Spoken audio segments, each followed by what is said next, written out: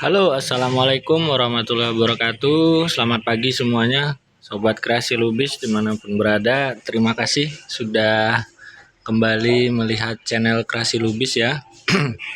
Kali ini kita coba berbagi sharing terkait dispenser ya. Dispenser merek Miyako. Tipenya WDP 300 yang hot dan cool ya. Hot dan cool, kan ada hot, fresh, dan cool. Nah, ini hot dan cool, tapi coolnya ini bukan seperti di kulkas ya. Adem dia, sejuk. Nih, pilihannya ada dua di sini. Ini on off, kemudian ini cool, ini hot. Nah, apa yang mau kita sharing kali ini? Yang pertama terkait masalah dispenser yang seperti ini ya, untuk tipe galon bawah. Itu umumnya sering terjadi masalah bocor air, kebocoran air ya. Nah, ini sudah kita buka bagian belakang. Kalau di rumah teman-teman menemukan dispenser bocor, itu umumnya rata-rata masalahnya ini ya.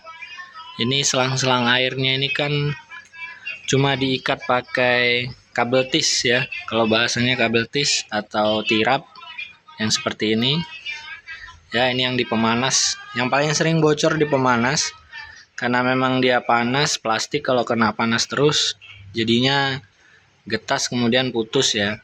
Nah, ini kan kelihatan bekas-bekas bocor yang dulu-dulu. Jadi ya, inilah produk dalam negeri ya.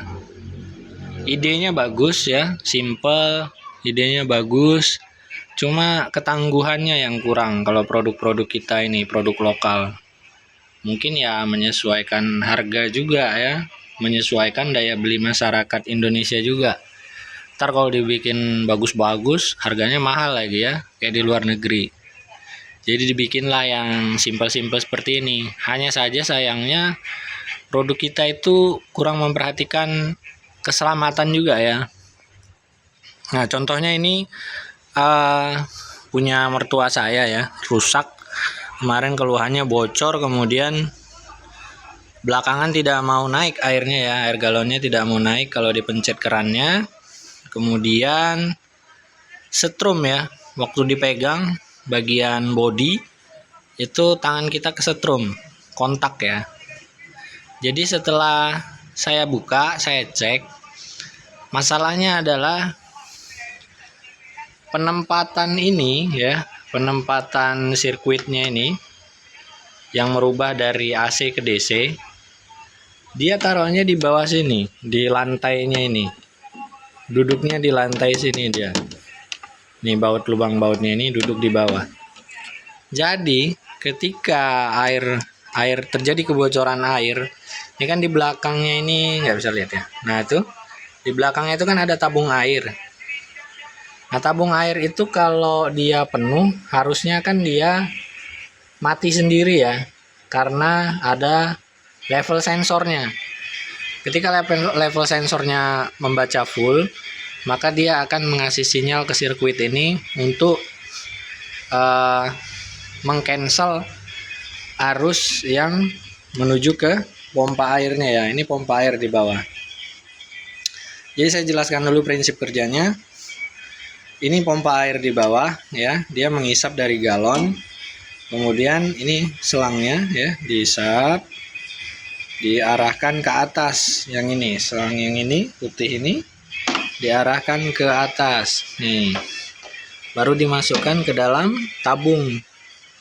Ketika tabungnya penuh, pelampungnya bergerak, level sensornya bekerja, baru dia mengcancel arus yang ke pompa ya, seperti itu. Nah, kalau ini adalah perangkat pendinginnya ya, coolernya. Jadi bukan freeze, bukan membeku, tapi hanya cooler di sini. Kemudian ini adalah heater, pemanasnya ya, yang ada tabung ini. Nah, ini juga ada indikator temperatur. Ketika temperaturnya sudah tercapai, misalkan 90 derajat airnya panasnya ya, atau 100 derajat mendidih air, barulah dia memberi sinyal menuju ke atas untuk mengcancel arus yang ke heaternya ya. Seperti itu cara kerjanya. Nah, masalahnya kemarin adalah ini kan posisinya di bawah ya, sirkuit ini. Waktu terjadi kebocoran di tabung belakang, kebocoran karena selangnya lepas, pengikatnya ya, kabel tis yang saya bilang tadi, akhirnya menggenanglah air di lantai sini ya. Banyak air menggenang di sini. Kenapa pompa terus bekerja? Karena ketika terjadi bocor itu pelampung kan belum naik full, air itu dipompakan terus ke atas. Akhirnya pompa terus bekerja, nggak ada yang mengcancel. Airnya menggenang air di bawah sini, dia membasahi semua areal bawah dari sirkuit ya. Ini ada juga nih bekas airnya nih, kelihatan kan? Nah, ini masih bisa terselamatkan kemarin, yang banyak tergenang ini. Jadi ini sudah saya pasang yang baru ya, sudah saya analisa kemarin, memang di sini masalahnya sirkuitnya terbakar. Ini dia ya. Nah, ini barangnya yang lama, sobat kreasi lubis. Nih, kita lihat belakangnya. Nah, ini sudah saya bersihkan sih kemarin. Kemarin ini hitam gosong, kerendam air dia. Nah, jadi elemennya lepas nih, goyang. Elemen tembaganya lepas tuh. Jadi udah nggak terhubung lagi dia ya, udah goyang juga nih. Jadi kemarin saya cari di online ternyata ada ya, alhamdulillah ternyata ada, harganya 100 ribuan ya, dengan ongkos kirimnya lumayan cepat datangnya. Nah, udah saya pasang, sudah saya tes, oke ya. Nah, ini sekarang saya gantung seperti ini posisinya. Ini ala kadarnya aja dulu. Kita gantung posisinya di atas supaya kalau terjadi lagi masalah yang sama, air menggenang di sini, dia tidak membasahi sirkuit ini ya. Nah, itulah yang saya sampaikan tadi di awal. Produk kita ini dari sisi keselamatan kurang dipikirkan ya. Seharusnya mungkin ada antisipasi kalau misalnya air itu bocor ya. Sirkuit ini masih aman, entah dengan cara dibuat box mika gitu pelindungnya, kemudian ditinggikan seperti ini posisinya. Jadi ketika ada cipratan air yang bocor dari tabung di dalam, ya, kelihatan tabungnya, dia nggak membasahi sirkuit ya, aman begitu. Kemudian untuk yang model-model pengikat dari selang air yang seperti ini, harusnya udah dipikirkan, jangan pakai lagi yang model-model kabel tis begini ya. Nih, ini aja sudah lepas ini, nanti kita pasang. Ini sebelumnya juga udah sering bocor nih, punya mertuanya udah saya sering baikin. Terus saya ganti kabel tis yang bagus, yang tebal, yang hitam-hitam ini. Nah, yang aslinya yang putih-putih kecil ini, masalahnya kalau udah kena panas dia getas putus sendiri dia ya. Oke, jadi seperti itu ya untuk sharing kali ini.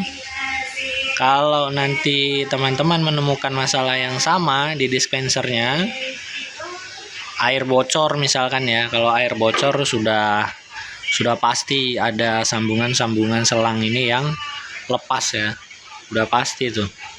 Karena saya udah sering ngerjain, kenapa saya berani bilang pasti. Kemudian kalau sudah nggak mau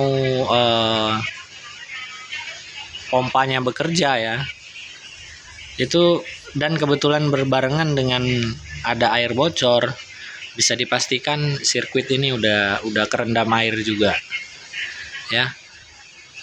Jadi pelajaran yang bisa kita ambil adalah